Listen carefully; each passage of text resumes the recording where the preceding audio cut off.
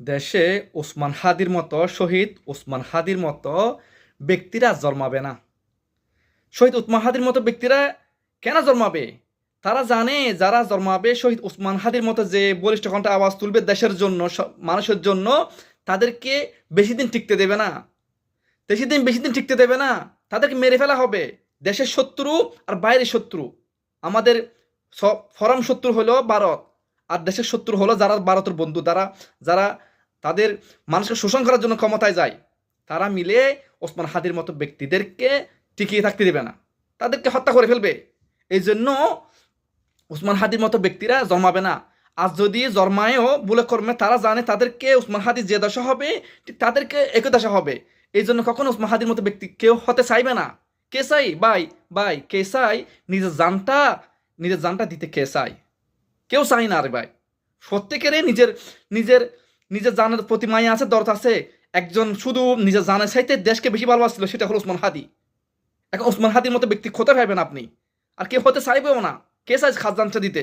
হ্যাঁ, সবাই নিজের স্বার্থের জন্য। এখন রাজনীতির হত্যাকর্তারা যারা, তারা নিজের জন্য ক্ষমতা বসে থাকে, কুর্সির মধ্যে, চেয়ারের মধ্যে বসে থাকে, গদির মধ্যে বসে থাকে, তাদের জন্য, দেশের জন্য নয় রে ভাই।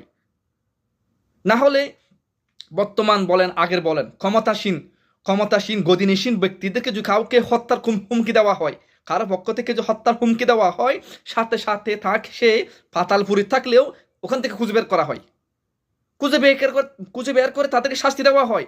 কিন্তু শহীদ ওসমান হাদিকে হত্যা করলো, খজনকে ধরছে, খজনকে সাজা দিবে না, কেউ সাজা দিবে না। কেননা ওসমান হাদির মতো ব্যক্তিদেরকে যারা হত্যা করছে তাদেরকে যদি সাজা দেয়, তাহলে ওসমান হাদির মতো ব্যক্তিরা মাথা উঁচু করে দাঁড়াবে। দেশ শাসনকর্তারা কখনো চাই না ওসমান হাদির মতো ব্যক্তিরা মাথা উঁচু করে দাঁড়াক, অন্যায়ের বিরুদ্ধে প্রতিবাদ করুক, দেশের জন্য কাঁদুক, কখনো তারা চাই না। আর প্রশাসনের কথা কি বলবো? দেশের সবচাইতে বড় সুর ফরো ডাকাত করলে প্রশাসন। আজকে সরকার গদিনিসীনদের কাউকে হত্যা হুমকি দেয়, প্রশাসনরা খুঁজে মাটির পাতালপুরি থেকে তাদেরকে বের করে সাজা দেয়, কিন্তু ওসমান হাদির মতো ব্যক্তিদেরকে সাজা দেয় না। কেন?